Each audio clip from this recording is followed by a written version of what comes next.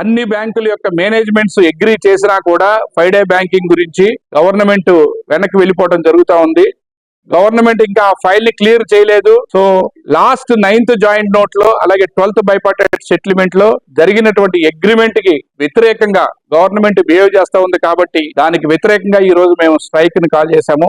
మా ప్రధానమైన డిమాండ్ ఏంటంటే 5-day work week in banking industry. మీ అందరికీ తెలుసు, ఎల్ఐసిలో 5 రోజుల పని దినాలు ఉన్నాయి, అలాగే ఆర్బీఐలో ఉన్నాయి, ఆల్ ఐటీ సెక్టర్ అన్నిట్లో ఉన్నాయి, బోల్డ్ ప్రైవేట్ సెక్టర్ కంపెనీస్ లో కూడా 5-day బ్యాంకింగ్ ఉంది. ఈవెన్ యూరోపియన్ కంట్రీస్ లో ఉన్నటువంటి కొన్ని కంట్రీస్ 4-day వర్కింగ్ కోసం కూడా వాళ్ళు ప్రయత్నాలు చేస్తున్నారు. అలాంటి సిచ్యువేషన్ లో ఉన్నటువంటి రోజుల్లో మా ప్రధానమైన డిమాండ్ అయిన 5-day బ్యాంకింగ్ డిమాండ్ ఈ రోజు గవర్నమెంట్ తిరస్కరిస్తా ఉంది.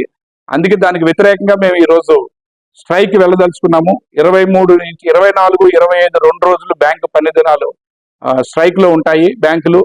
సో మేము కోరుకునేది ఏంటంటే కస్టమర్స్ కి please bear with the inconvenience caused for this strike, because this strike is not for our salaries and allowances. ఈ స్ట్రైక్ అనేది మా సాలరీస్ కోసము అలవెన్సెస్ కోసం మేము చేయటం లేదు. బ్యాంకులని గవర్నమెంట్ బ్యాంకులుగా నిలపాలనే ఉద్దేశంతో ప్రైవేటైజేషన్ కి వ్యతిరేకంగా మేము ఈ స్ట్రైకులు చేస్తున్నాము.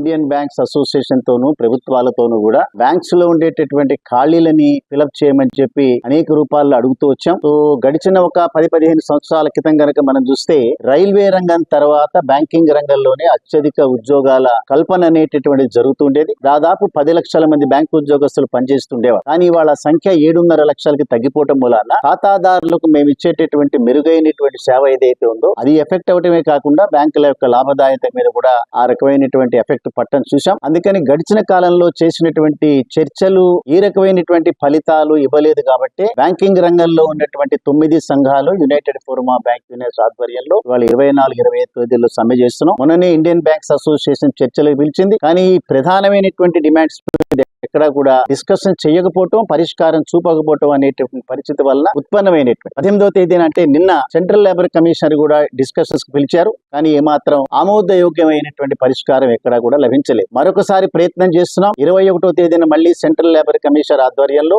Department of financial services, Indian banks association అధికారులతో మరొకసారి చర్చిస్తాం. ప్రధానమైనటువంటి డిమాండ్స్ ఏదైతే ఒక 12 డిమాండ్స్ ఫ్రేమ్ చేస్తున్నామో, రిక్రూట్మెంట్స్ కానీ, 5 రోజుల పనిదినం కానీ, లేదా ఒప్పందాలలో ప్రభుత్వాలు చొచ్చుకొని దాన్ని వైలేట్ చేసేటటువంటి ప్రాసెస్.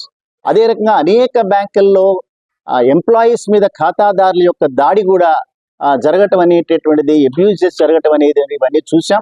సో వీటన్నిటి మీద ఒక ఆమోదయోగ్యమైనటువంటి పరిష్కారం కోసం తీవ్రంగా ప్రయత్నం చేస్తాం. లేని పక్షంలో 24-25 తేదీల ఆ 2 రోజులు కూడా సమ్మె చాలా ఉధృతంగా జరుగుతుంది.